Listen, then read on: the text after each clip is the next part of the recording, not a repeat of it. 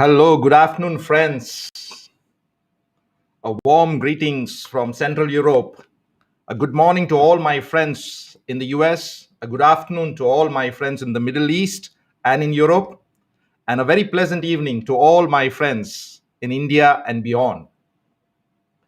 Don't be surprised, I'm not representing or I'm not promoting any brand. I've just decided to come on screen today just to drive over a point because the episode today that we are focusing on is how to turn work into play. Now, this particular outfit I would never have thought of putting on maybe 15 years ago, but life has changed, and so also has my awareness and my work. So, today we are going to talk about a topic which may not necessarily make sense to all those who hear or see this episode. But by the way, today I've got a different setup in my office. So I'm sure going henceforth, I will be able to respond to all your comments. So it doesn't matter from wherever you are.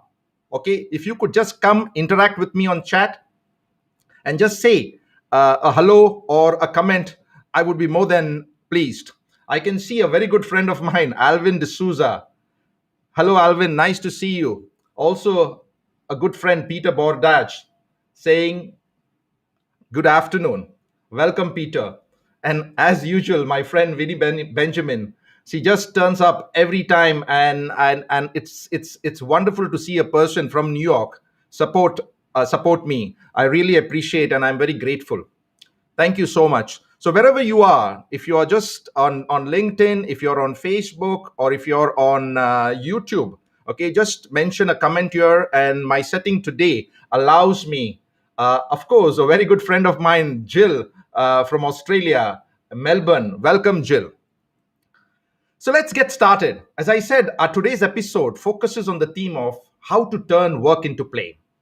Now, work and play are not the same. And I'll explain to you what exactly is the overlap. You just cannot take work into play and cannot bring work into play. So, as the old statement goes, saying that all work and no play makes Jack a dull boy.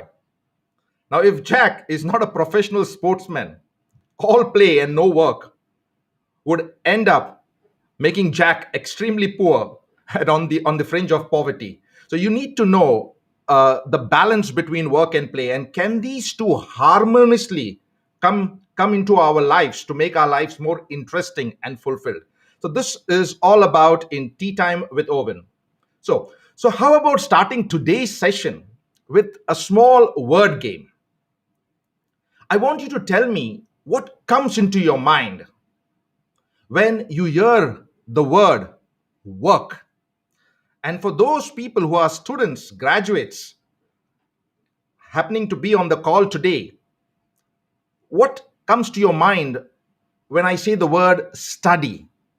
So go ahead, feel free, and let me know what you feel when you hear the words work or study.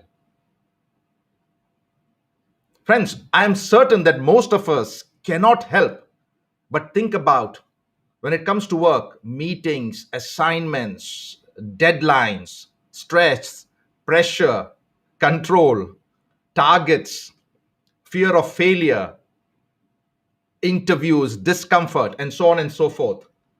Peter talks about maturity. Winnie Benjamin says, when I enjoy my work, it feels like play. Wonderful. So let me go a little bit further. Let us see what comes to your mind when you hear the word play. Work and play, two different words, very important. And I'll show you through the slides that I have presented why is it important to incorporate certain elements of play at work in order to make work meaningful and fulfilling.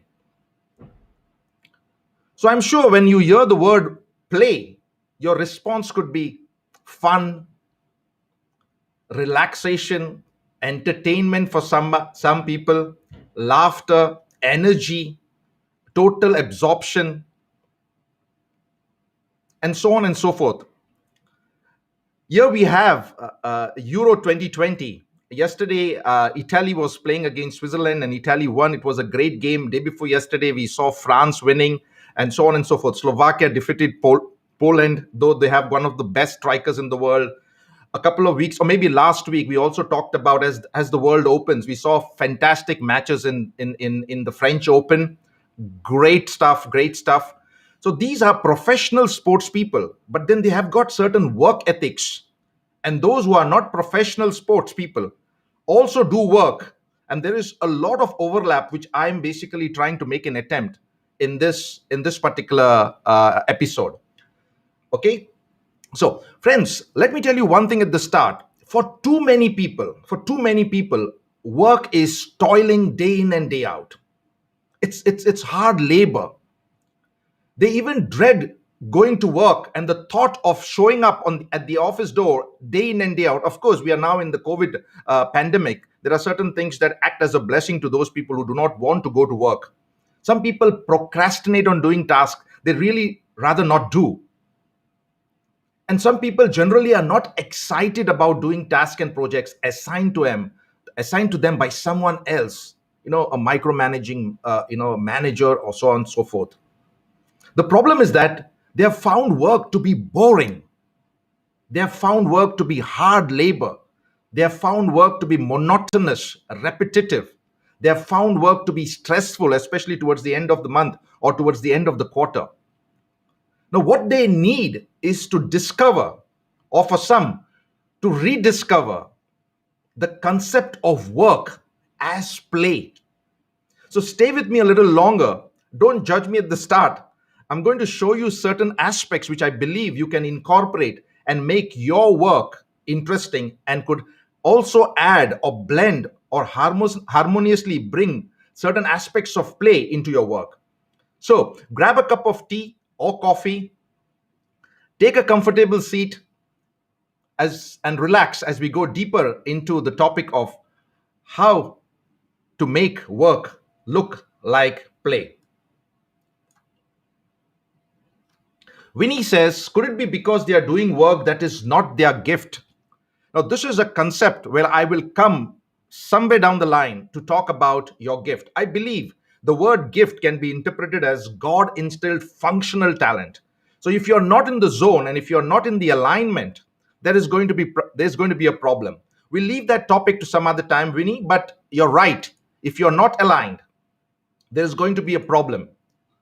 So what is work? Work is something that you do for a living, a career, or probably a future career. You could be a doctor, you could be an engineer, you could be a business professional, you could be a lawyer, you could be a dentist, you could be a professional tennis player, or for that matter, even a cricketer or a badminton player. You could be student or anything else that is needed to keep you working. It could be routine and boring at times. For certain people, it could be challenging and thrilling. We all need to work, friends, and I'm going to show you the percentage of our lives that involves or puts pressure on us to work. For some people, work could be fun also. Right now, I'm working, but at the same time, I'm also enjoying, and you can see my energy as well. So if that is work, then what is play? Play is something that you do for fun. It is something that you seek beyond work. It is something that gives you energy, that revitalizes or replenishes your spirit to keep yourself going. Now, without this part in our lives, something is definitely missing. We need to adopt certain beauty of play or fun. After all, life is a game. Life is not just work. As Richard Branson once beautifully put when somebody asked him about work-life balance, the response that he gave was very profound. He says, work-life balance? There is nothing called work-life balance. Both involve living. You live at work, you live outside of work as well. So they have to be harmoniously moving, just like a tango dance. So let's go a little bit further. What if I ask you a question?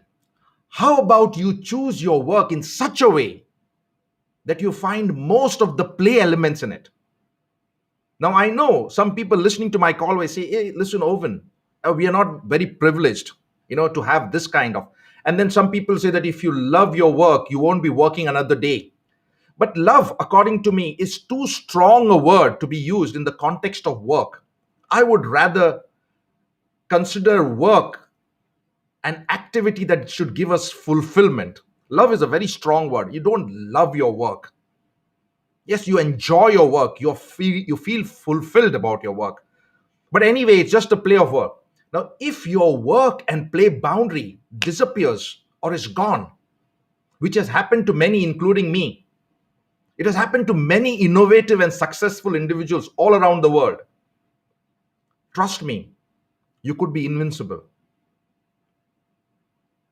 Friends, in the new world of professionalism, the trick is to find optimum,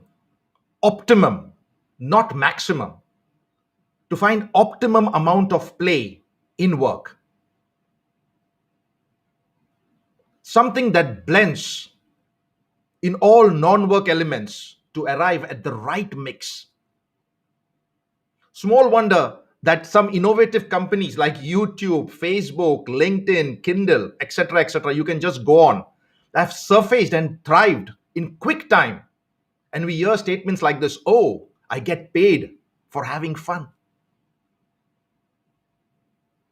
So, for most of you, maybe this may not work, but why not try to incorporate certain things which I believe would add a little zest into your daily working life? So, let me introduce two people. Meet Andy. Have a look at him. Aged 52, a husband, a father. As you can see, occupation is a bus driver. Experience 25 years. Salary $75,000 per annum. Have a look at him. Peter says work relates with plenty of people having mindsets. Oh, it's Monday again. Very true. Have a look at Andy. Let me introduce another gentleman out here. Meet Pete. He also is working for the same company. He's also 52 years of age, a husband, a father. Occupation, of course, you can see a bus driver. Experience, just as Andy, 25 years. Salary, just the same. Do you see any difference between these two? I've put them together. Have a close look. More or less, they're caught in a similar pose.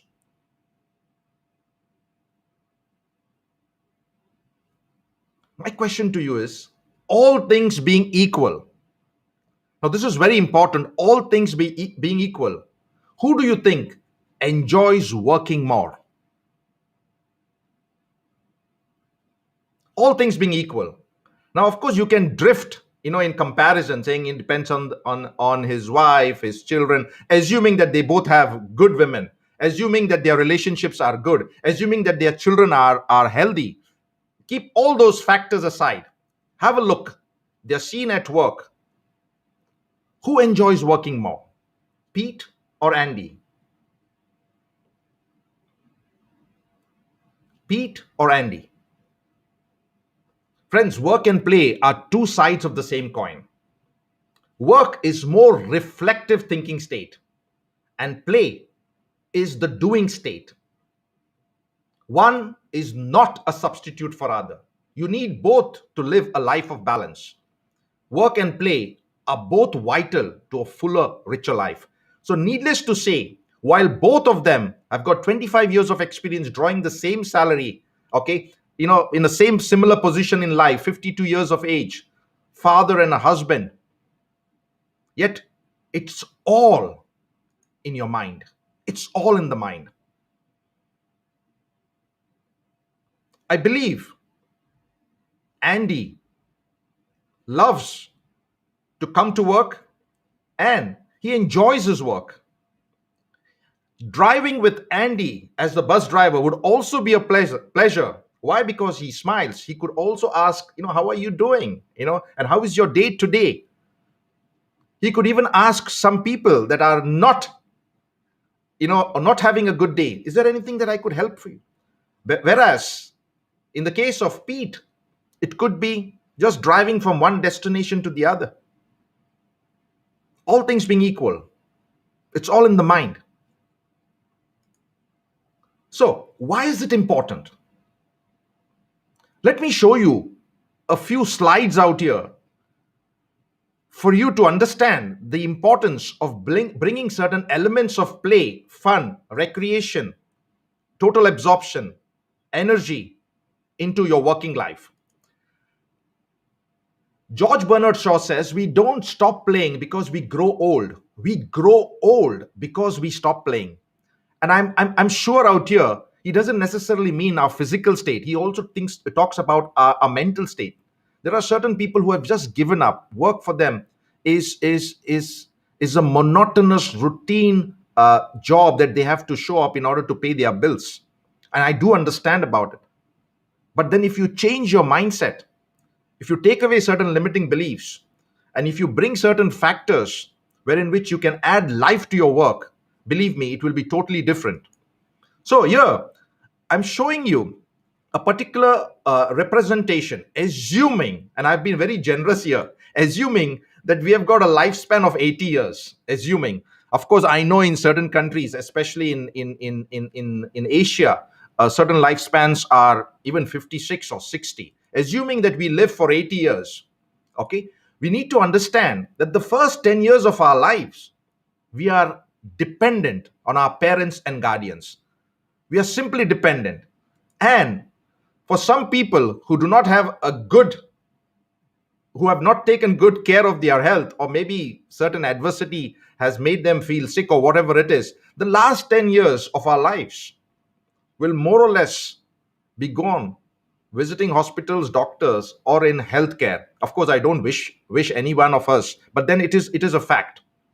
So if you say out of 80 years, 20 years are gone, 10 on the left and 10 on the right. So we have got 10, we have got 60 years. And this is the window that you need to understand, that you have got to incorporate the elements of play and life and balance it. This is the playground of your life. It is the biggest window, almost occupying 2/3 of your lifespan. Now, factor in serious work from the age of 25 till the age of 60, 65 in some cases. So, out of 60 years, 40 years we spend at work, irrespective whether you're a businessman, you're an entrepreneur, you're a teacher, you're a doctor, or I do not know. It doesn't matter. We simply have to work in order to see that we have a living. Now, what happens in this particular screen of your life of 40 years? You work, and in this, you can have an awesome experience or an awful experience. It is in this window of your life that you will find career, relationships, marriage, disappointments, win, failures, maybe parenting for some, maybe transition, change, maybe growth in any area, responsibilities, challenges, negotiations, compromises, maybe midlife crisis. So just imagine 40 out of 60 active years, you are at work. Make your life count. 67% of our lifespan, active lifespan, is at work. Doesn't matter who you are. Now, even if you're a professional sports person, yeah, your career is important, your relationships are important. After all, it's humanity, it's human beings. Ask yourself, do you incorporate certain elements of play at work in order to feel fulfilled? Or is work too much of a burden that it takes the spice out of your life and you're just showing up.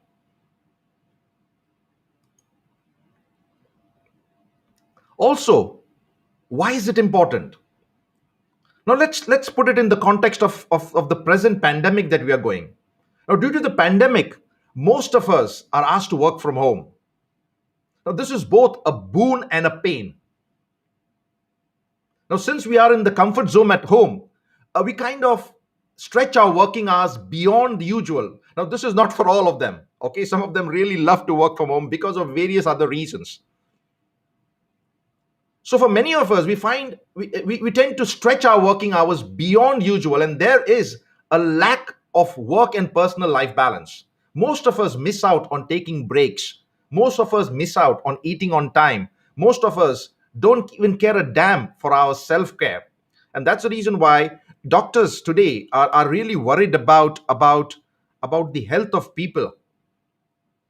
Now, if there is a lack of balance between relaxation and work, there might be a lot of mental and physical concerns that would show up. And important among them are the following: increased stress levels, hypertension, blood pressure, migraines, obesity, productivity and effectivity or efficiency levels drop, increase in lethargy, and some of them resort to binge eating. So we must turn our work into play or incorporate certain aspects of play and enjoy every moment rather than making it look monotonous and boring. Now, you may ask me the obvious question, and that's the reason why this episode is how to turn work into play. You may ask me the question, how do we do that? So stay with me. Here are a few tips that you can turn your work into play. After all, friends, life is what you and I make out of it. It can be laborious, hard work, or it could be something that excites us, something that gives us a little bit of pleasure, something that gives us a little bit of what you call energy, something good feeling about life, or it can simply be wonderful play. So the first thing I would like to request you is, and this is also applicable to anybody, irrespective of gender, irrespective of profession, whether it could be sports or whether it could be work or whether whatever. Have a to-do list. Having a to-do list makes our tasks easier and more organized. So I would encourage you to make your to-do list a day before or the night before a day in an order in which you also know the amount of time you give to a particular task. Some people prioritize their schedule.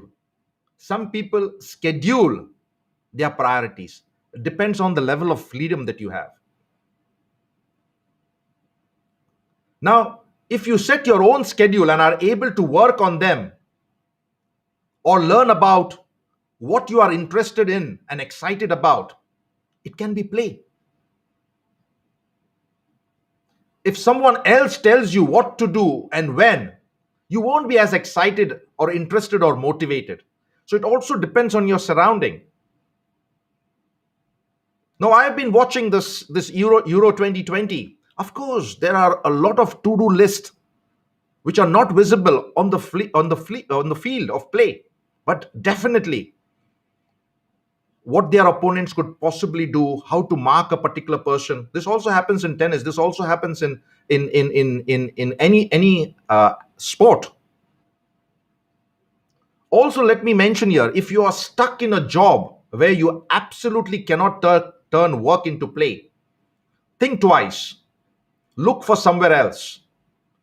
There is definitely more out there. We did speak about the mindset of abundance. Now, there could be certain people saying, oh, it's so difficult to get a job. I can relate to you, but check your mindset. Check your mindset. Most people are trapped, yet they consider themselves to be free. Some of them have got limiting beliefs, and that's the reason why they are stuck where they are. And as Paul Martinelli would put in, stuck stinks. Some people live their life all throughout in a default mode. Some of them are discontent. It's all in the mind. And some of them carve a special path in order to enjoy life. Winnie says, easy to show anger when one has no relaxation period on your schedule. She also mentions about emotional intelligence. Very true. Pandemic has exposed a lot of things. I recently, in fact, yesterday I got a message from LinkedIn saying that I they're asking me to contribute about what happens when the world opens. Are people going to take jobs? Are people going to look at life differently? Are people going to search for more meaning in work? Definitely, definitely. I'm really excited to see the post COVID scenario and what happens to the job market, what happens to work, and so on and so forth. So, first, have a to do list.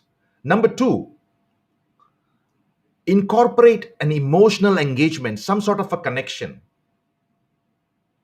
Having an emotional connection with your work increases the chance of learning.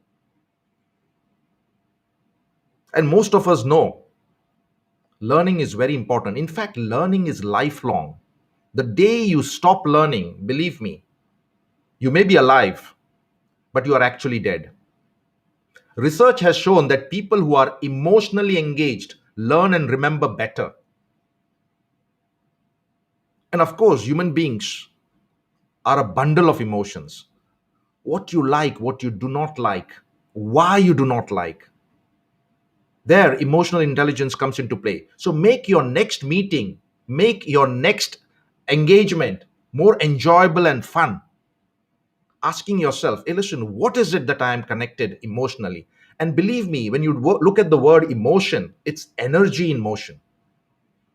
Look at the vibration that your body gives. Are you excited? Are you looking forward? Is there something that you can cling on to? Is there something that is of interest in an otherwise dull meeting? Emotional engagement.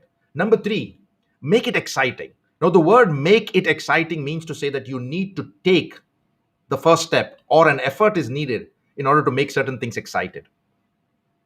Follow your passions. Don't be restrained. If something isn't interesting, move on to something that is.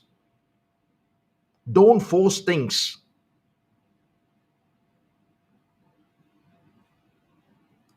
The next one is get into the flow. Now, here I need to explain a little bit what it means to get into the flow. Noted cognitive psychologist Csikszentmihalyi suggests that a wide variety of professionals, artists, athletes, musicians, and scholars get into a zone like a state of effortlessness, which he calls a flow state. Now, when I'm in my flow, the script goes out of the window. There have been certain workshops that I have taken a script, I've taken some sort of bullet points, and I've totally drifted into another direction. Of course, triggered by certain questions from the students. But believe me, such interventions have left a deep what you call impact on the students as well. So find out your flow. Now, this is, of course, a mental state where an individual is energized, engaged, focused, and motivated, and there is maximum productivity and output. Now, how can this be achieved? This can be achieved by working towards a clear goal, clarity of purpose, developing a deep level of concentration, having control over the means, and having an altered sense of time. Now, if something is not coming naturally to you and you're struggling, allow yourself to be distracted for a little while. Move from your chair, move from your place of work. Do a little bit of exercises. Have a fresh perspective, or even go to the toilet, or make a cup of tea or coffee, and then come back and look at it differently. But if you're not in the flow, even things that could come naturally to you would feel like coming as in small bundles, which doesn't talk about the smoothness of it. So get into the flow. And finally, Acknowledge every task you accomplish. As I said, back yourself. Look out for small victories. Make a list of everything you have accomplished, even if it is not everything you scheduled, because it acts as a great mechanism. Anti-anxiety mechanism. It's like much like the process of building a sandcastle and taking a step back to admire it.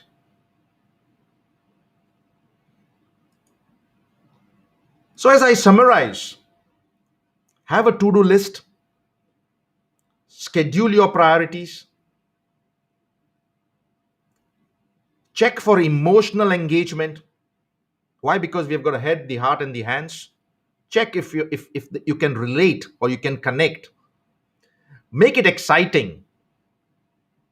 Get into the flow. And of course, acknowledge every task you accomplish. I can see my friend from Nigeria, Hyacinth. Thank you for being on the call. Peter says majority of people are really scared to leave the jobs because of external doubts, their failures, or being already in the loop. I agree. It's all in the mind. It's all in the mind. Work requires focus. Certain aspects of play also require focus. If you love playing, and if it does not give you return, well, you're just entertaining yourself. I love to be with my children. That's play. But then I also have to see that I have to work in order to get the money, in order to provide them education.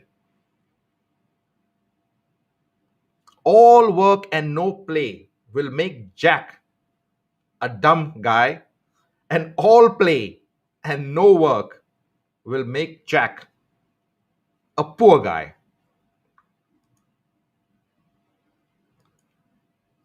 Mark Twain said, work and play are words used to describe the same thing under different conditions.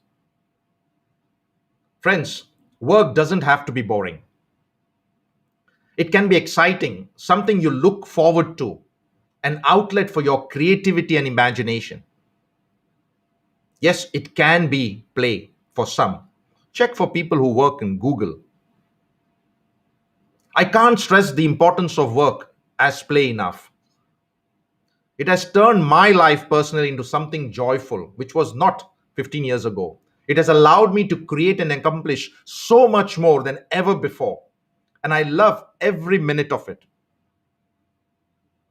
Again, I repeat, if you're stuck in a job where you absolutely cannot turn work into play, allow yourself to look somewhere else. Definitely there is a place for you. Believe in abundance. There is enough room for everyone. There is more out there. Thanks for watching. If you like this video or if you like this episode, please comment and share. For those who are here for the first time, please go to my YouTube channel. You will find this video and all the rest episodes out there. In fact, you will find 50 other videos. Please, if you like those videos, press a like button, share, or even subscribe. Remember, the win is always within you. I'm here to help you be victorious. I believe in you, and together we can. Thanks for watching once again. Stay safe. See you on the next episode of Tea Time with Owen.